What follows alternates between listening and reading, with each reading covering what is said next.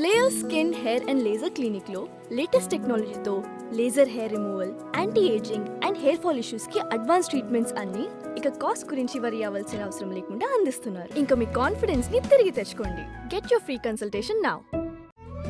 తెలుగు వారి number 1 choice Telugu matrimony. నమస్తే, welcome to అదాన్. నేను మీ సత్య. ఈరోజు బర్నింగ్ టాపిక్ వచ్చేసి తెలంగాణలో అసలు ఎవరు జాతిపిత, అలాగే సెకండ్ టాపిక్ వచ్చేసి తెలంగాణలో స్కామ్ క్యాలెండర్ అని ఒకటి నడుస్తుంది. దాని గురించి చర్చించడానికి కార్తిక్ గారు మనతో పాటు ఉన్నారు. నమస్తే అన్న. టాపిక్లోకి వెళ్లే ముందు ఒక్కసారి ఈ వీడియో వినండి. రేవంత్ రెడ్డి స్కామ్లు జాబ్ క్యాలెండర్ లేదు కానీ స్కామ్ క్యాలెండర్ మాత్రం ఇచ్చిండు రేవంత్ రెడ్డి. ఎవ్రీ మంత్ ఏమేం స్కాములు చేసినారో ఇలా స్పష్టంగా మీకు కనబడుతుంటది. ఏం చెప్పిండు? నెల నెలా ఉద్యోగాలు నింపుతా, జాబ్ క్యాలెండర్ తెస్తా అని నిరుద్యోగుల ఓట్లు వేసుకున్నాడు. జాబ్ క్యాలెండర్ విడుదల కాలే గానీ స్కామ్ క్యాలెండర్ మాత్రం వచ్చింది. 6 గ్యారంటీలను సంతకాలు పెట్టిండ్రు. గ్యారంటీలు రాలేదు కానీ స్కాములు మాత్రం వచ్చినాయి. ఈ రాష్ట్రంలో గ్యారంటీలకు దిక్కు లేదు, స్కాములకు మాత్రం ఫుల్. గ్యారంటీలు నిల్లు, స్కాములు ఫుల్. ఇది మీ పాలన. మా జాతిపితకు నోటీస్ ఇస్తారని. ఎవరికిరా నువ్వు జాతిపితవు? ఎవడు నీ జాతి? నీలాంటోడు జాతిపిత అయ్యి పెళ్ళ మొగుడు జోలి పెట్టుకుంటే కూడా ఫోన్ లేని సన్నాసి నువ్వు జాతిపితవంటే ఎవడన్నా ఉంటే ఆత్మహత్య చేసుకుంటాడు. బాయిలో దుంకి చచ్చిపోతారు. సిగ్గుతోని తల వంచుకోవాలి. ఇట్లాంటి ఘోరమైన క్రూరమైన నేరాలు చేస్తే పోలీసు వాళ్ళు పట్టుకొచ్చినట్టు వానికి ముఖానికి ముసుగు తోడికి కండ్ల కాడికి ఇట్లా పొక్కలు పెట్టి పట్టుకొస్తారు. ఆయన ముఖం మందికి చూపియొద్దు. వీడియో చూస్తారు కదన్నా. ఇప్పుడు వచ్చేసి అసలు పాయింట్ వచ్చేసి తెలంగాణలో ఈ జాతిపిత గొడవ ఒకటి నడుస్తుంది. అసలు జాతిపిత అంటే ఎవరు? జాతిపితను ఎందుకు తీసుకుంటాం? అసలు జాతి ఒక జాతికా లేకపోతే ఒక స్టేట్కా? ఇలాంటి కొన్ని చిన్న చిన్న క్వశ్చన్స్ రేజ్ అవుతుంటాయి. వాళ్ళకి మీరు క్లారిటీ అని అన్న. ఈరోజు తెలంగాణ జాతిపిత ఎవరు ఫస్ట్, తర్వాత ఈ స్కామ్ క్యాలెండర్ గురించి ఒకటి. అసలు తెలంగాణ జాతిపిత ఎవరన్నా? తెలంగాణ సమాజము, తెలంగాణ ప్రజలు తెలంగాణకు జాతిపిత అంటే ప్రొఫెసర్ జయశంకర్. ఎందుకంటే తెలంగాణ రాష్ట్రానికి సిద్ధాంతకర్త ఆయన. ఈరోజు తెలంగాణ రాష్ట్రం ఏర్పడడానికి అందుకు సంబంధించినటువంటి యువకులు, విద్యార్థులు, మేధావులు, కుల సంఘాలు వీళ్ళందరూ ఏకతాటిపైకి రావడానికి కారణం ఎవరు? ప్రొఫెసర్ జయశంకర్ గారు. ఆయన అమరుడు. ఆయన ఎప్పుడు కూడా కీర్తిశేషులు ఎవరు? తెలంగాణ రాష్ట్రంలో జాతిపిత అంటే మొదటి వరుసల ప్రొఫెసర్ జయశంకర్ గారు ఉంటారు. తర్వాత కొండా లక్ష్మణ్ బాపూజీ గారు ఉంటారు. తర్వాత మలిదశ ఉద్యమాన్ని నిప్పురవ రాజేసినటువంటి అమరుడైనటువంటి శ్రీకాంతాచారి ఉంటారు. తర్వాత కానిస్టేబుల్ కిష్టయ్య, యాదయ్య, ఇట్లాంటి వాళ్ళు ఉంటారు తప్ప ఎట్లా కల్వకుంట్ల చంద్రశేఖరరావు గారు జాతిపిత అవుతారు చెప్పండి? నాకు తెలియక అడుగుతా. ఆయన నిరాహార దీక్ష చేస్తా, ఆమరణ నిరాహార దీక్ష చేస్తా అంటే మరి నువ్వు ఆమరణ నిరాహార దీక్ష చేసినప్పుడు నీ శివయాత్ర ఎందుకు జరిగింది? శివయాత్ర జరిగినప్పుడు ఎందుకు నువ్వు మాట మార్చినావు? తెలంగాణ రాష్ట్రానికి నువ్వు చేసినటువంటి ఘనకార్యాలు ఏమున్నాయని నువ్వు జాతిపిత అవుతావు? నాకు తెలియక అడుగుతా చెప్పండి. తెలంగాణ రాష్ట్రంలో BRS party or TRS party, నేను ఈ స్టేట్మెంట్కి కన్ఫైన్ అవుతా. ఈ స్టేట్మెంట్కి, ఈ వ్యాఖ్యలకు నేను కట్టుబడి ఉంటా. తెలంగాణ రాష్ట్రంలో పింకు జెండాకు, కారు గుర్తు పార్టీకి, తెలంగాణ ఉద్యమానికి ఏం సంబంధం లేదు. BRS party or TRS party ఏ రోజు కూడా తెలంగాణ ఉద్యమంలో పాల్గొనలేదు. ఈ వ్యాఖ్యకు నేను కట్టుబడి ఉంటున్నా. ఎప్పుడు కూడా ఏ రోజు కూడా వాళ్ళు ఒక్క ఉద్యమం కూడా తెలంగాణ రాష్ట్రంలో చేయలేదు. తెలంగాణ రాష్ట్రంలో ఉన్నటువంటి ఈ తరం పిల్లలకు కానీ, నాయకులకు కానీ, ప్రజలకు కానీ వాళ్ళు తెలుసుకోవాల్సినటువంటి కొన్ని విషయాలను మీ వేదిక ద్వారా చెప్తాను నేను. వారు 2021 కన్నా ముందు రాజకీయాలను పరిశీలన చేయాలి. కల్వకుంట్ల చంద్రశేఖరరావు గారు చంద్రబాబు నాయుడు గారి హయాంలో వారి క్యాబినెట్లో మంత్రిగా ఉన్నప్పుడు ఎందుకో ఏ రోజు తెలంగాణను మాట్లాడలేదు, ఏ రోజు తెలంగాణ వాదన వినిపించలేదు, తెలంగాణ గురించి ఎప్పుడు ఎక్కడ కూడా ప్రస్తావనే చేయలేదు. ఎందుకు చేయలేదు? వాళ్ళ కుటుంబంలో, అంటే వాళ్ళ యొక్క సామాజిక వర్గంలో, వెలమ సామాజిక వర్గంలో మరొక నాయకుడు, ఖైరతాబాద్ నియోజకవర్గం నుంచి గెలిచినటువంటి విజయరామారావు గారు, మరొక నాయకుడు ఎదుగుతున్నాడు, మరొక మంత్రి వస్తున్నాడు. ఆయన మరి ఆల్టర్నేట్గా కల్వకుంట్ల చంద్రశేఖరరావు గారికి ఆల్టర్నేట్ లీడర్గా ఎదుగుతున్నాడు అన్నప్పుడే వారు ఆ పార్టీకి రాజీనామా చేసి అక్కడ వారికి రాజకీయపరమైనటువంటి హక్కులు లేదా రాజకీయంగా వారికి ఇబ్బంది కలుగుతున్నప్పుడు వారు తెలుగుదేశం పార్టీలోకి వెళ్ళి బయటికి వచ్చి స్థాపించినటువంటి పార్టీ టీఆర్ఎస్ పార్టీ. పోనీ ఆ టీఆర్ఎస్ పార్టీ అయినా స్వంతంగా కల్వకుంట్ల చంద్రశేఖరరావు గారి ఆలోచనలకు వెళ్ళి ఏమైనా చేసిండ్రా? కాదు. ఆ రోజు ఉన్నటువంటి పరిస్థితులలో మరొక ఆల్టర్నేట్ నాయకుడిని చంద్రబాబు నాయుడు గారు ఎంకరేజ్ చేసి మరొక వ్యక్తిని లీడర్ చేస్తుంటే తెలంగాణ రాష్ట్రంలో అది చూసి జీర్ణించుకోలేక ఓర్చుకోలేక కడుపులో విషం పెట్టుకున్నటువంటి కల్వకుంట్ల చంద్రశేఖరరావు గారు కినుకు వహించారు రాజకీయాల్లో. ఆ సమయంలో ప్రొఫెసర్ జయశంకర్ గారు, కొండా లక్ష్మణ్ బాపూజీ లాంటి ఆనాటి నాయకులు, అలే నరేంద్ర లాంటి నాయకులు వీళ్ళందరూ వెళ్ళి, అన్న మీరు మంత్రిగా పనిచేసిరు, మీకు రాష్ట్రం వ్యాప్తంగా ఒక మంచి చరిష్మా ఉంది, ఈ చరిష్మాని మొత్తం వాడుకొని మనము తెలంగాణ రాష్ట్రంలో ఆవిరైపోయినటువంటి అందరూ మర్చిపోయి నివురుగప్పిన నిప్పులా ఉన్నటువంటి తెలంగాణ ఉద్యమాన్ని మళ్ళీ నిప్పు రాజేద్దాము, తెలంగాణ ప్రజలకు స్వేచ్ఛావాయులైనటువంటి స్వపరిపాలన అందిద్దాము అంటే ఆ రోజు నిజానికి కల్వకుంట్ల చంద్రశేఖరరావు తిరస్కరించారు. అరే పొండి స్వామి, నా బాధ నాకైతే మంత్రి పదవి రాక మీదొకటి అయింది అని ఆయన వాళ్ళందరినీ తిరస్కరించినప్పుడు ప్రొఫెసర్ జయశంకర్ గారు వారిని కూర్చోబెట్టి నచ్చ చెప్పారు. ఏమని, అయ్యా తెలంగాణ రాష్ట్రంలో నీకు మంచి చరిష్మా ఉంది మంత్రిగా, నువ్వు ముందుకు వస్తే తెలంగాణ రాష్ట్ర సమితిని ఒక పేరు పెడదాం, ఈ పేరు మీద మనం తెలంగాణ రాష్ట్ర ప్రత్యేక రాష్ట్రం కోసం పనిచేద్దామని ఆ రోజు వారు ఈ విషయాలన్నీ మాట్లాడినప్పుడు దీంట్లో కల్వకుంట్ల చంద్రశేఖరరావు గారు రాజకీయ కోణాన్ని చూసారు. మీకు అర్థమైంది కదా, రాజకీయ కోణాన్ని చూడడం వల్ల ఆ రోజు వారు అక్కడ టీడీపీకి రాజీనామా చేసి వచ్చి టీఆర్ఎస్ పార్టీ అని పెట్టి ఆ పార్టీ తరఫున 2001 సిద్దిపేట నుంచి ఎమ్మెల్యేగా మళ్ళా గెలవడం జరిగింది. ఇట్లా గెలిచినప్పుడు ఏమైందంటే, అంటే వాళ్ళందరూ ఒక సూచనప్రాయంగా చెప్పారు, ఇది ఒక ట్రయల్ బేస్ చేద్దాం, ఇది ఒకవేళ సక్సెస్ అవుతుందో లేదో చూద్దాం అన్నప్పుడు ట్రయల్ బేస్లో తెలంగాణ ప్రజలందరూ కూడా తెలంగాణ రాష్ట్రాన్ని కోరుకుంటున్నారు అని చంద్రశేఖరరావు గారు గెలవడంతో బైపోల్లో ఈయన ఒక రాజకీయ కోణాన్ని చూసిండు.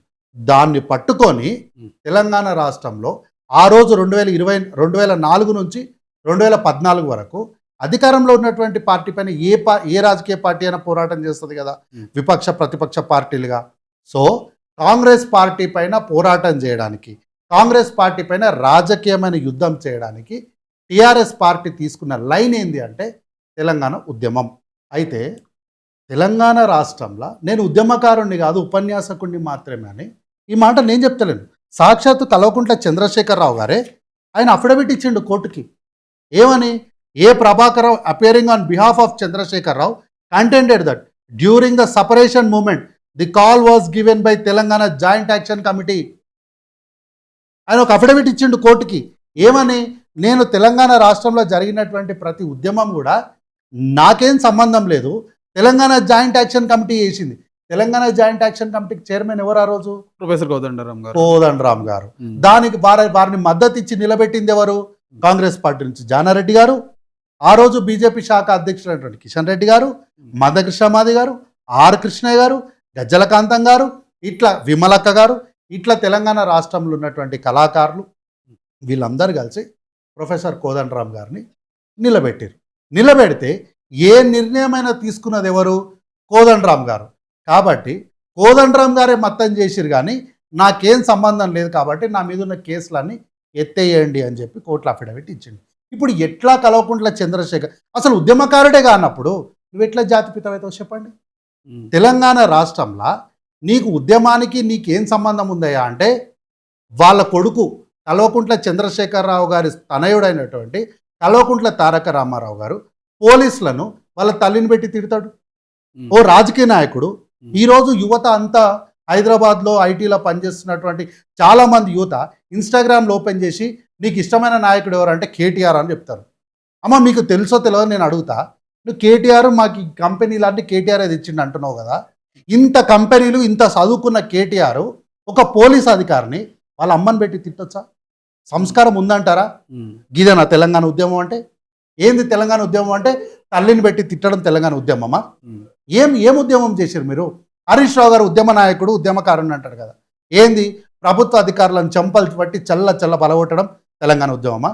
తెలంగాణ ఉద్యమం పేరు మీద మీరు వసూళ్లు చేసిర్రు, దాడులు చేసిర్రు, అమాయకమైనటువంటి విద్యార్థులు అట్లాగే ఉద్యోగులు నిరుద్యోగుల పాలిట మీరు శవాలుగా మార్చి వాళ్ళ తల్లులకు మీరు కడుపు కోతలు మిలిగించినటువంటి మీరు ఎట్లా తెలంగాణ ఉద్యమకారులు అవుతారు?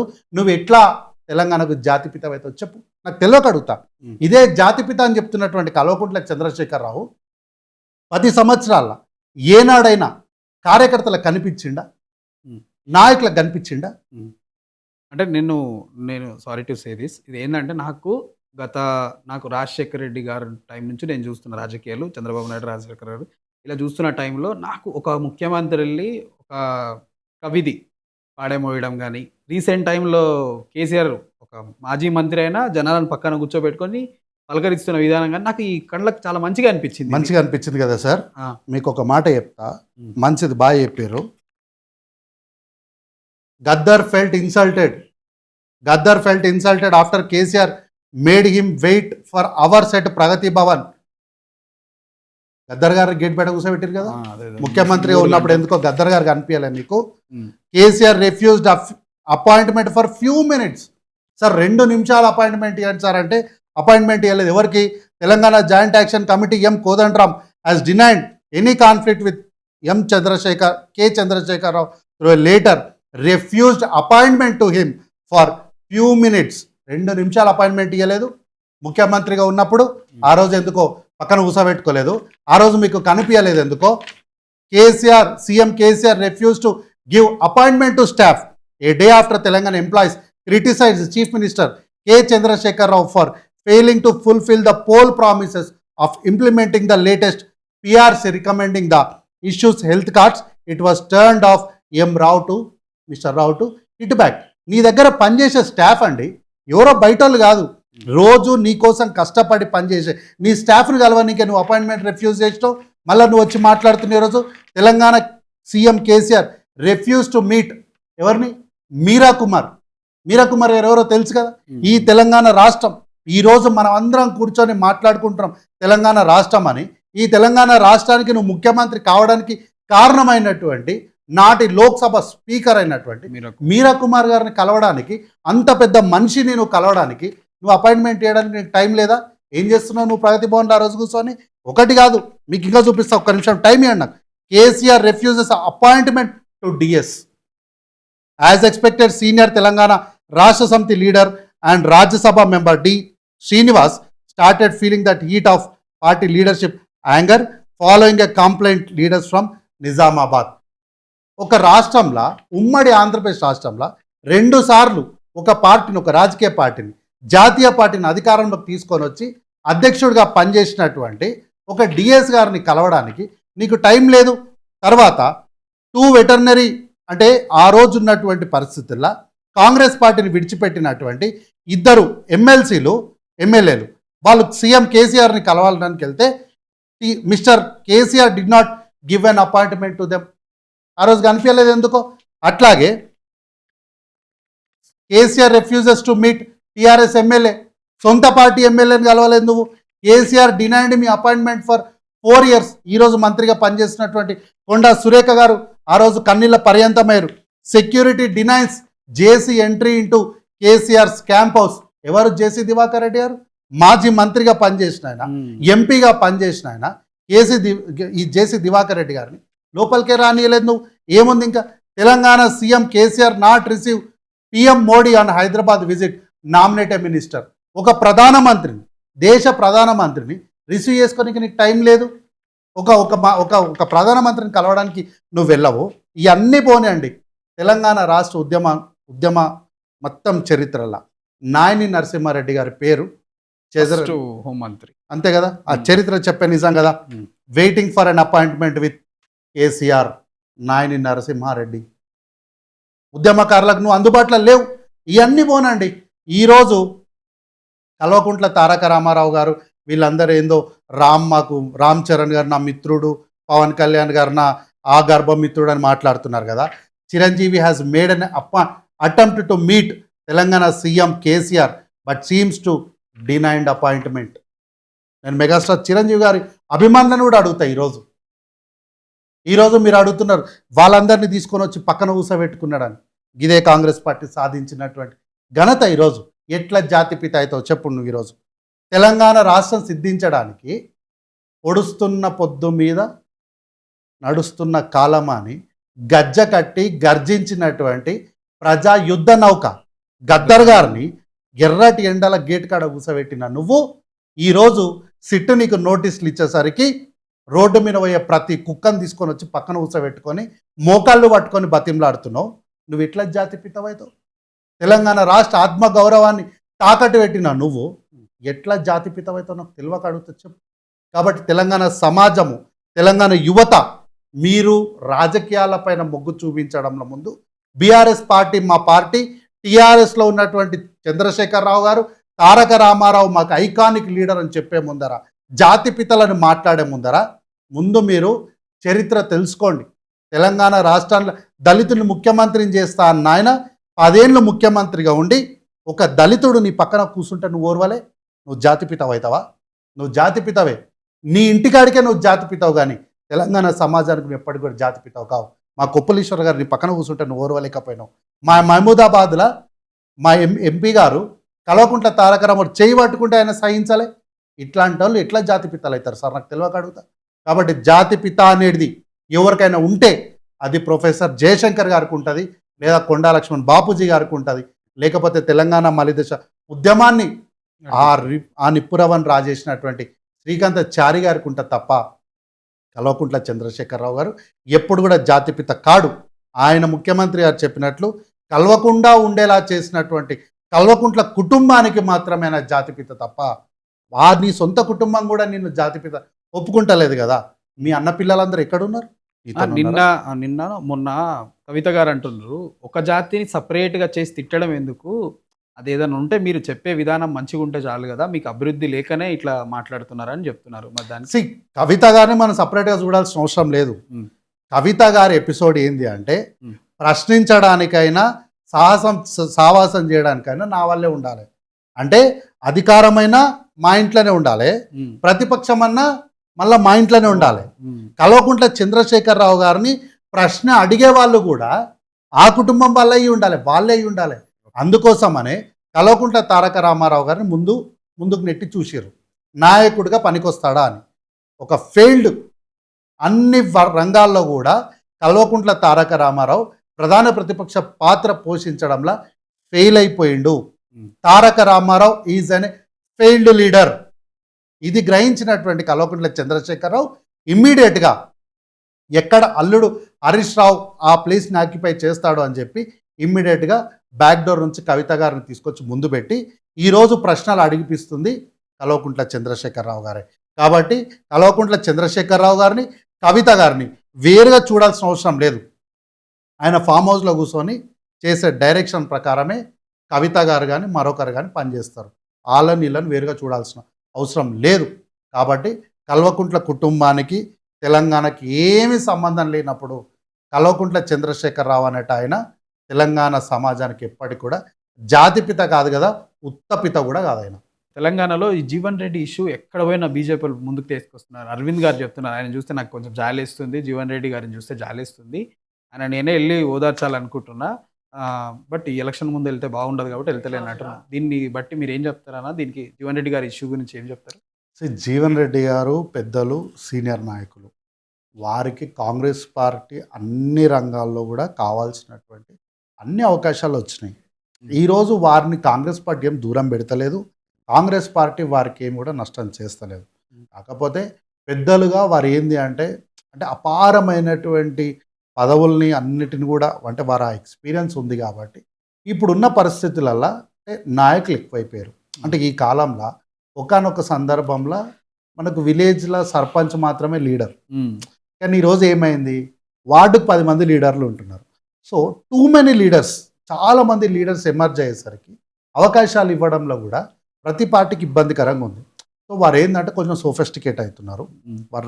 వారు కూడా కాంగ్రెస్ పార్టీని ఇక్కడ కూడా విమర్శిస్తలేరు. ఇప్పుడు అరవింద్ గారు మాట్లాడడం ఏంది అంటే జస్ట్ ఒక గేమ్ ప్లే ఇది. అంటే కాంగ్రెస్ పార్టీని బదనాం చేయడానికి అదొక గేమ్ ప్లే.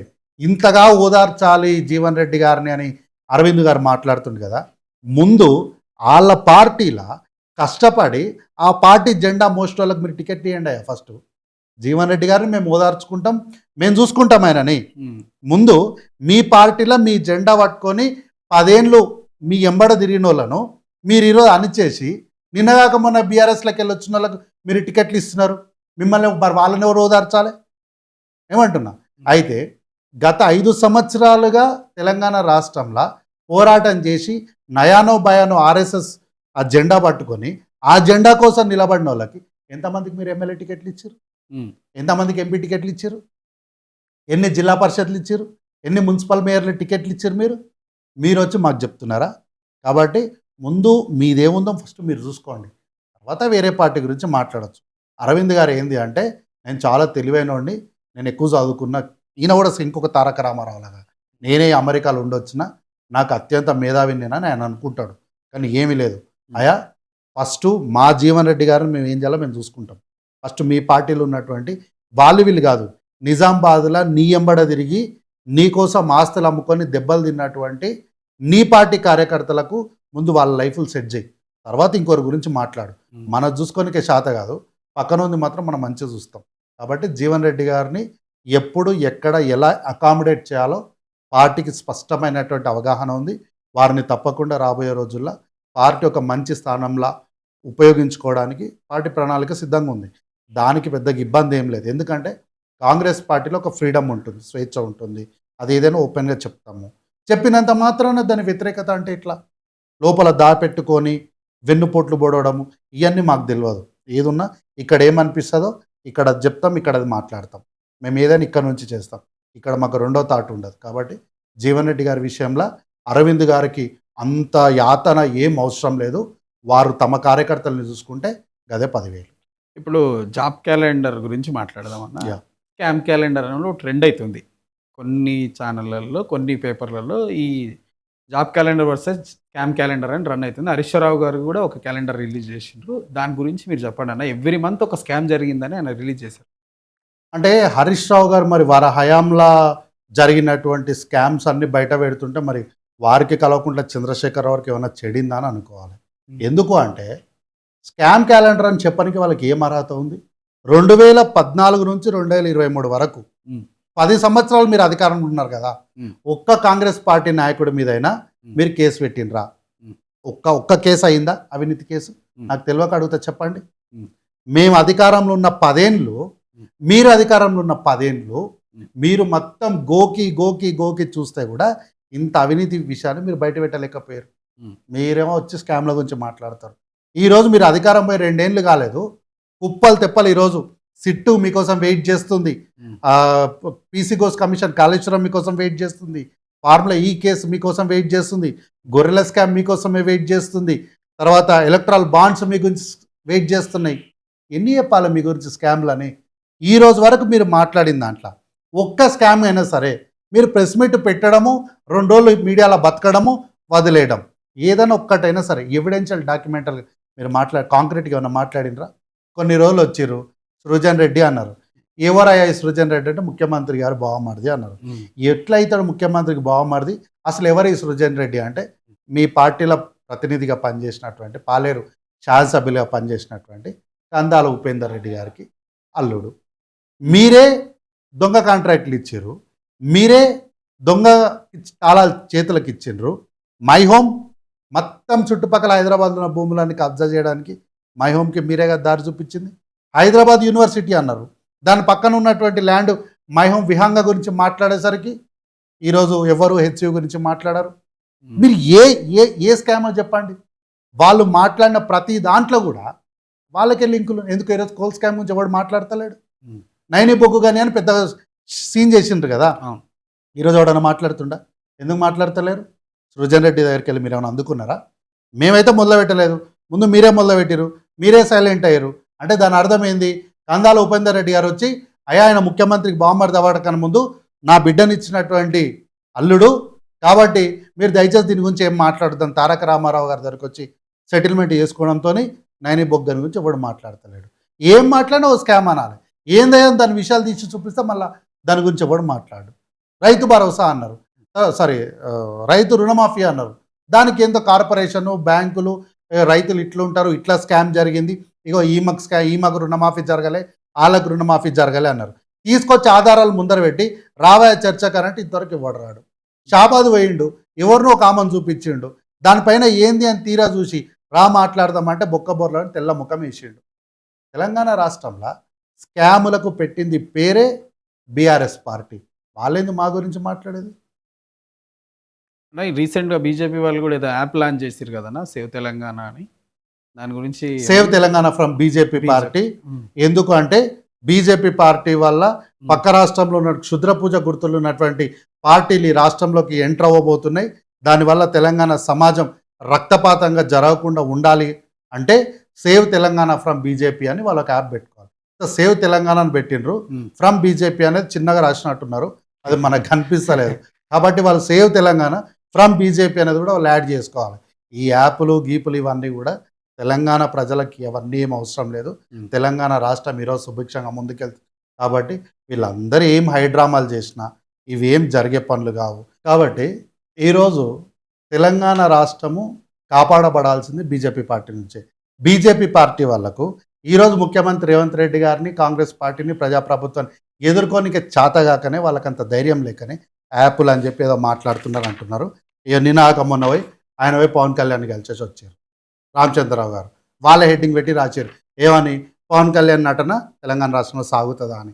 కాబట్టి ఈడ వీళ్ళు నాయకులుగా ఫెయిల్ అయిపోవడం వల్లనే ఈరోజు పోయి వాళ్ళ నీళ్ళను పోయి కాళ్ళు పట్టుకొని బతిలాడుతుంటారు రామచంద్ర గారు. గతంలోనే మేము చెప్పినాం, అయ్యా రామచంద్రరావు గారు అపాయింట్మెంట్ జరిగింది తెలంగాణ రాష్ట్రంలో ఉన్నటువంటి బీజేపీ పార్టీ కార్యకర్తల అభిప్రాయం మేరకు కాదు, చంద్రబాబు నాయుడు గారికి వారి సూచన మేరకే జరిగిందని గతంలో చెప్పినాం. చెప్పినాం చంద్రబాబు నాయుడికి అత్యంత సన్నిహితుడైన ఎన్ రామచంద్రరావు గారు తెలంగాణ బీజేపీ అధ్యక్షుడిగా ఖరారు చేసిన అధిష్టానం ఈటల రాజేందర్కు పదవి రాకుండా చెక్కు పెట్టినటువంటి చంద్రబాబు నాయుడు గారు అని ఆ రోజే చెప్పినాం మేము. దానికే ఈరోజు నిదర్శనంగా కనిపిస్తుంది. ఆ రోజు మేము చెప్తే లేదు కాదు మా రామచంద్రరావు గారు నికార్స్ అయినటువంటి ఆర్ఎస్ఎస్ కార్యకర్త అందుకే వచ్చిందని. అందుకు కాదు, ఈ రెండుగో ఆ రోజు మేము ఏ డేట్లో చెప్పినాం, ఇది మేము దాదాపు మేము గత నెలలో ఎప్పుడో గత సంవత్సరంలో చెప్పినాం. ఆ రోజు మేము చెప్పిన దానికి ఎవరు నమ్మలేదు, కానీ ఈరోజు దానికే సాక్ష్యంగా ఇక్కడ చూపిస్తున్నాం. ఆ రోజు వార్త ఇది, ఈ రోజు వార్త ఇది. ఈ రెండు డాట్స్ని కనెక్ట్ చేయండి, మీకు అర్థమవుతుంది. కాబట్టి మీరు యాప్లు గీపులు అన్నీ వేసుకొని మీ పార్టీ ఆఫీసులు అట్లనే ఉండుండ్రి. తెలంగాణ సమాజం కాంగ్రెస్ పార్టీకి ఇట్లనే ఓటేస్తుంది. తెలంగాణ రాష్ట్రంలో ప్రజాపాలన ఇట్లనే ముందుకెళ్తుంది. తెలంగాణ ప్రజలకు ఈరోజు ఎటువంటి నష్టం లేదు. తెలంగాణ రాష్ట్రంలో కాంగ్రెస్ పార్టీ నేతృత్వంలో ప్రజలు సంతోషంగా స్వేచ్ఛగా బతుకుతున్నారు. అందుకు సంబంధించిందే నిన్న మొన్న చూసినాం, ఈరోజు కూడా చూస్తున్నాం. కాబట్టి తెలంగాణ రాష్ట్రం is safe in Congress party hands. Thank you అన్న.